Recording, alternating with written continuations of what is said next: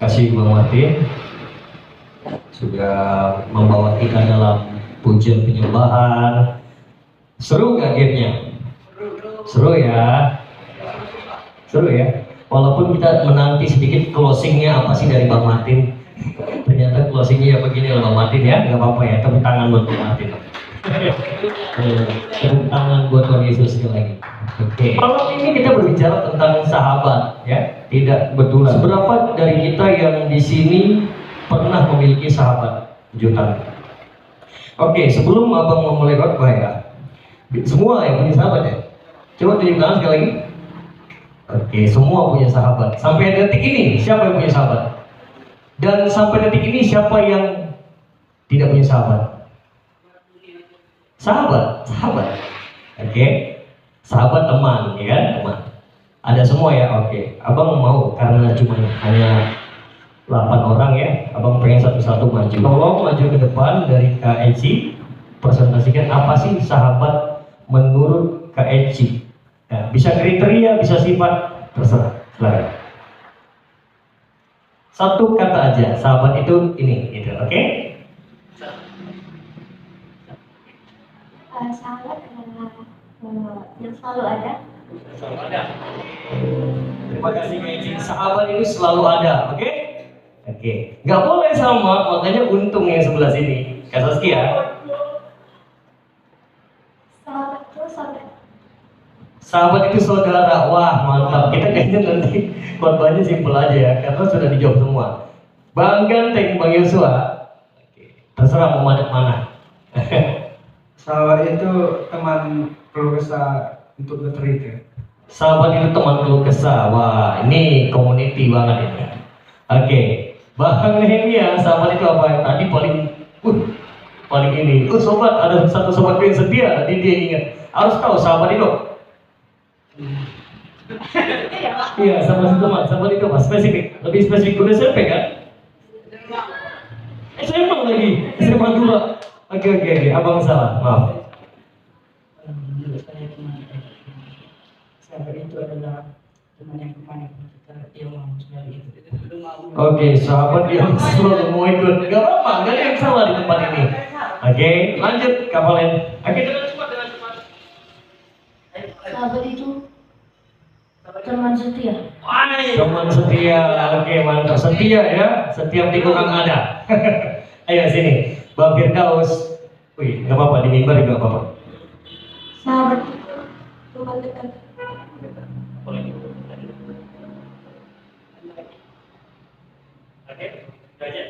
Oke, makasih Bang Firdaus. Sahabat itu teman dekat, teman setia, teman dekat pokoknya, nggak pernah jauh gitu ya. Bagus kan? Topinya coba. Nah, lihat tuh mukanya. Ya lu. Sahabat itu adalah penolong. Sahabat itu penolong, mantap. Kurang lengkap ya kalau gak Bang Martin ngomong ya. Sahabat itu apa Bang Martin? Sahabat itu tempat curhat. Sahabat itu tempat curhat, haleluya. Bukan pacar ya Bang? Oke, semua benar ya. Sahabat itu tempat curhat, sahabat itu teman dekat, sahabat itu teman setia, sahabat itu selalu ada, sahabat itu selalu ada, sahabat itu tempat keluh kesah, tempat curhat. Oke. Tema malam ini buat kita adalah Yesus memanggilku sahabat. Amin. Amin dong. Tuhan yang jadi manusia itu manggil kita sahabat. Kita buka dalam Yohanes 15 ayat 13 sampai 15. Yohanes 15 ayat 13 sampai 15. Abang aja yang baca buat kita.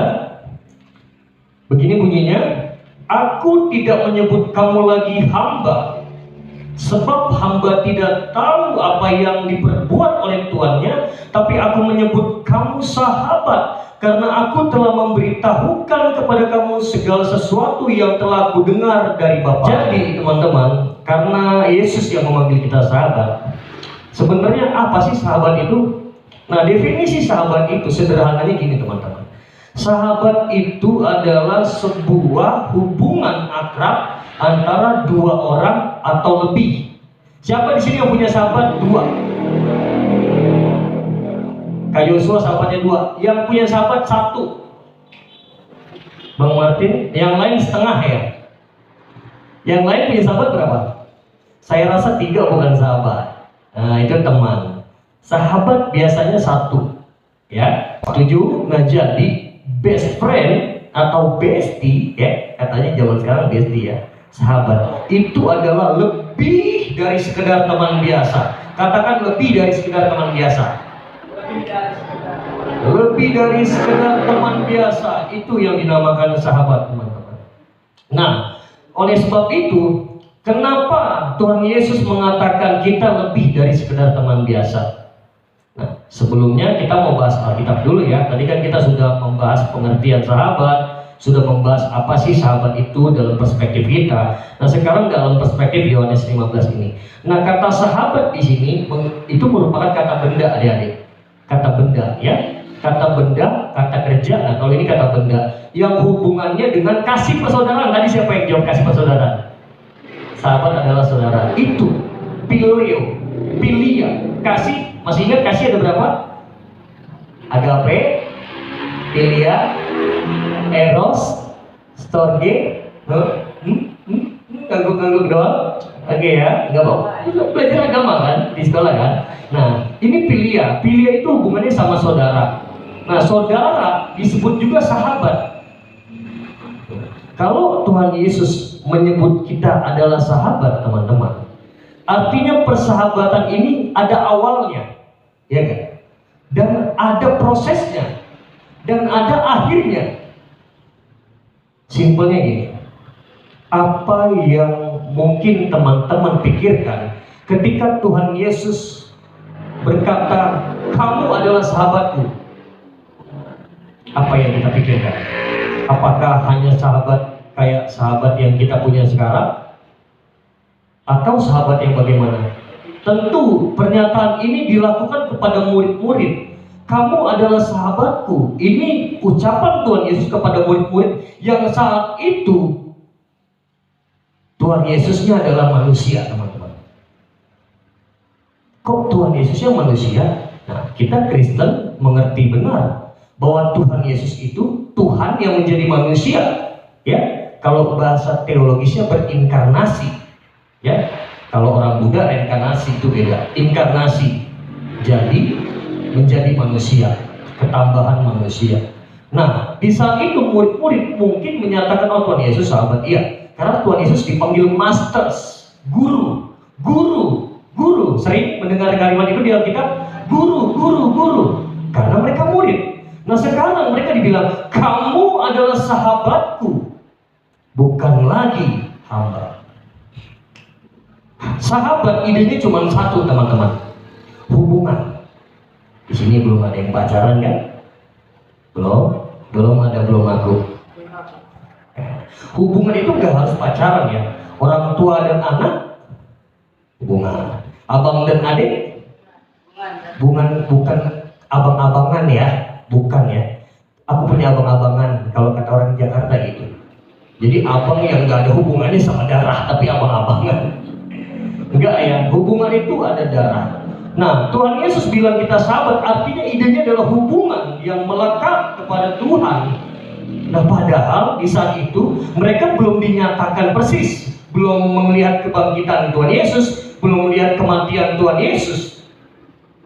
Saat itu Tuhan Yesus berbicara seperti guru bagi mereka. Bahkan ada yang menyebut rasul, ada yang menyebut nabi maksudnya. Dia ini seorang nabi. Nah, di saat itu Tuhan Yesus menyatakan diri bahwa aku adalah sahabatmu. Tapi yang lebih menarik, ya, apa sih kira-kira kriteria seorang sahabat, teman-teman? Abang mau bagi 2 poin. Yang satu, kriteria seorang sahabat adalah pengakuan. Katakan pengakuan. Pengakuan tadi yang kita sudah dengar ayat 14 ya. Kita lihat lagi Alkitabnya. Kamu adalah sahabatku, berhenti sampai situ. Itu adalah pengakuan terindah dari sahabat. Enggak pernah Tuhan Yesus berkata spesifik kepada yang lain ya, yang di luar murid-murid. Yang lain yang di luar murid-murid, kamu sahabat, tidak. Alkitab tidak mencatat, tapi dia memberikan ini kepada murid-muridnya, kamu adalah sahabatku. Artinya pengikut Tuhan Yesus yang sejati dikatakan sahabat. Nah, tetapi pengakuan terindah ini bukan pengakuan yang gampangan, teman-teman. Pengakuan ini adalah sebuah penghargaan. Teman-teman tahu di dalam perjanjian lama, tokoh-tokoh Alkitab yang pernah dibilang sahabat? Kalau ada yang bisa jawab, haleluya. Baru aku bilang kalau ada yang bisa jawab, mau mengasih prize hadiah. Tapi kalau ada dijawab, cancel hadiahnya. Kita lari ke pernyataan berikut. Benar sekali. Tos dulu bang. Abraham. Kita buka ya. Kita mau buka. Kenapa sih Abraham itu mendapat pengakuan sahabat Allah? Yakobus 2 ayat 23. Demikian, Ya. demikian teman-teman. Dengan jalan demikianlah genaplah nas yang mengatakan, lalu percayalah Abraham kepada Allah, maka Allah memperhitungkan hal itu kepadanya sebagai kebenaran. Karena itu Abraham disebut sahabat Allah. Karena itu Abraham disebut sahabat Allah. Itu Yakobus yang mencatat.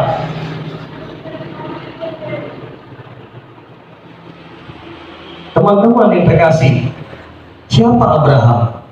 Kita tahu Abraham adalah seorang penyembah berhala, penyembah pagan, ya, paganisme dari tanah Ur Kasdi. Nah, dia dipanggil Allah. Apa yang pertama diucapkan? Saya mau Tuhan. Iya, kotanya belum ada. Ke negeri yang kujanjikan, bayangin. Tuhan menjanjikan, iya, dan janji Tuhan ya dan amin. Abraham percaya. Artinya sahabat selain melakukan penghargaan, dia memberikan perintah. Makanya di ayat 14-nya, kamu kembali ke Alkitab adalah sahabatku. Jikalau apa dia, teman-teman? Jikalau kamu berbuat apa yang Jikalau kamu berbuat apa yang kuperintahkan, ada syarat di sana. Kenapa sih dikasih syarat kira-kira? Karena Allah adalah kasih. Kasih adanya. Bagaimana mungkin sahabat itu tidak mengasihi sahabatnya? Artinya gini, teman-teman kalau ngaku punya sahabat, apakah sahabat itu mengasihi kamu? Atau kasih itu hanya satu arah? Renungkan ya. Yang sahabatnya 2 dan 3. Sahabatnya 1 nggak apa-apa, tapi sahabatnya 1 pun belum bebas dari kebenaran. Jangan-jangan sahabat palsu, fake friendship, fake palsu.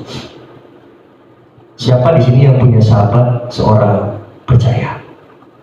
Angkat dengan seorang percaya Kristen. Yang lain belum, nggak apa-apa. Tapi karena sahabat itu adalah tempat curhat, tempat berkeluh kesah, sahabat itu teman menolong, teman setia, harusnya satu keyakinan, satu iman. Oke, kita next ya. Itu tadi pengakuan terindah dari sahabat yang tidak boleh disepelekan karena ada perintah. Nah, poin yang kedua, singkat ya. Poin yang kedua, pengorbanan. Kriteria seorang sahabat yang pertama apa? Pengakuan yang kedua apa? Pengorbanan. Udah ada belum di sini sahabat dari teman-teman yang berkorban? Apa korbannya? Coba. Tapi di satu sisi memang iya itu pengorbanan. Tetapi kalau pengorbanan teman-teman manusia kita terbatas. Setuju? Setuju ya. Apalagi kita dicap manusia berdosa. Ya, Roma 3 ayat 23. Semua manusia telah kehilangan kemuliaan Allah. Artinya kita tidak ada yang lolos. Kita dibenarkan oleh karena sahabat kita itu. Simple. Tapi sahabat ini harus mengorbankan. Apa yang dikorbankan? Perasaan kan? Apa yang dikorbankan sama Tuhan Yesus? Nyawanya. Ini keren-keren loh. Ini masuk PPA semua ya. Keren-keren. Nyawanya. Ayat 13 kita sama-sama baca. Tidak ada kasih yang lebih besar daripada kasih seorang yang memberikan nyawanya untuk sahabat-sahabatnya. Tidak ada kasih yang lebih besar dari itu. Dua kriteria persahabatan apa sebenarnya yang Anda harapkan, yang kita harapkan dari persahabatan? Satu, apakah kesenangan, have fun, atau keintiman? Tadi abang bilang di awal, sahabat itu idenya lupa. Hubungan itu intim itu bahasa Inggrisnya intimacy, hubungan ya, kedekatan. Kalau dekat mungkin nggak jauh. Ayo, oke. Kalau dekat mungkin nggak jauh. Iya posisi. Sahabat itu yang tadi katanya sudah berkorban itu, sudah mengakui kita itu, dia kan dekat, mungkin nggak jauh. Gak mungkin. Kenapa kita ngerasa Tuhan jauh? Teman-teman, jangan percaya Tuhan di luar kita. Tuhan di dalam kita. Tuhan tidak di luar kita. Kalaupun kita berdoa, Roh Kudus yang menggerakkan kita untuk menuju kepada Yesus. Kita percaya Allah Tritunggal, Allah Bapa, Putra dan Roh Kudus. Tuhan di dalam kita. Jangan mau dibohong-bohongi oleh orang yang tidak berpengalaman bahwa Tuhan itu di luar kita. No, Tuhan di dalam kita. Artinya Tuhan itu gak pernah jauh. Seberapa masalah teman-teman masih remaja, disakiti orang tua mungkin orang tua menyakiti dari perspektif kita, tapi dia menyayangi kita. Nah, kita yang keliru. Kita dimarahin tadi sama orang tua, nggak boleh keluar. Ya iyalah, keluarnya jam 9 malam, pulangnya jam 2 pagi. Siapa yang salah? Kita.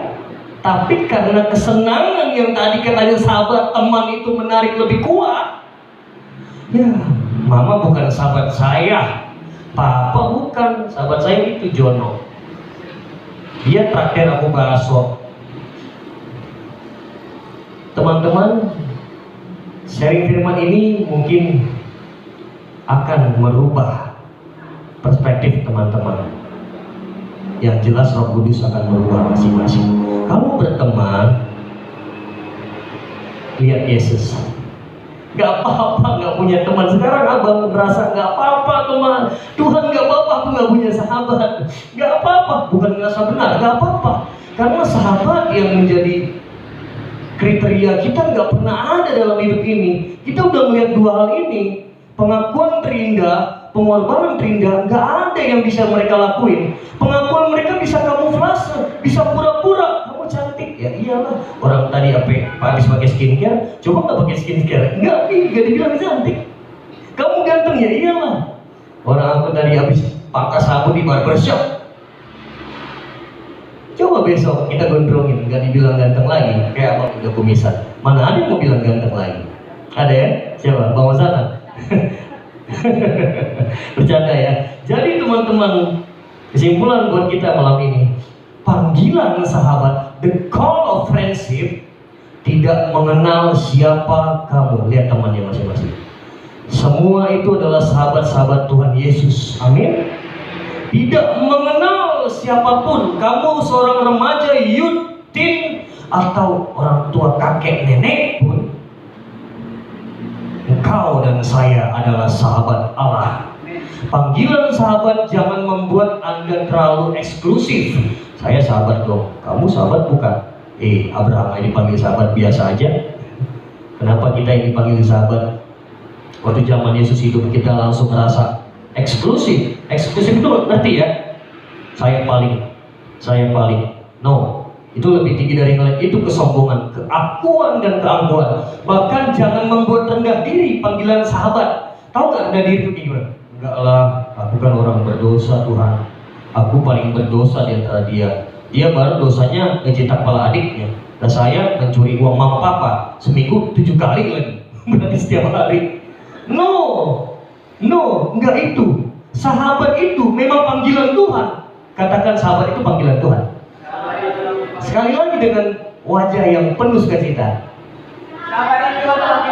Panggilan Tuhan dalam diri kita. Artinya sebagai sahabat Kristus, mari kita jawab panggilan itu dengan penuh keyakinan bahwa Tuhan Yesus yang adalah sahabatku tak akan meninggalkan aku. Meski aku dihianati teman sebangkuku, meski aku dikatain orang yang gaptek, meski aku dikatain orang yang cupu, tidak malam minggu tidak keluar, tapi ke gereja, aku tetap punya sahabat sejati yang nama Yesus Kristus. Beri kemuliaan bagi Tuhan. Kita berdoa. Kami bersyukur Tuhan malam ini Tuhan ingatkan kami bahwa Engkau satu-satunya sahabat sejati kami. Tuhan jaga kami. Amin.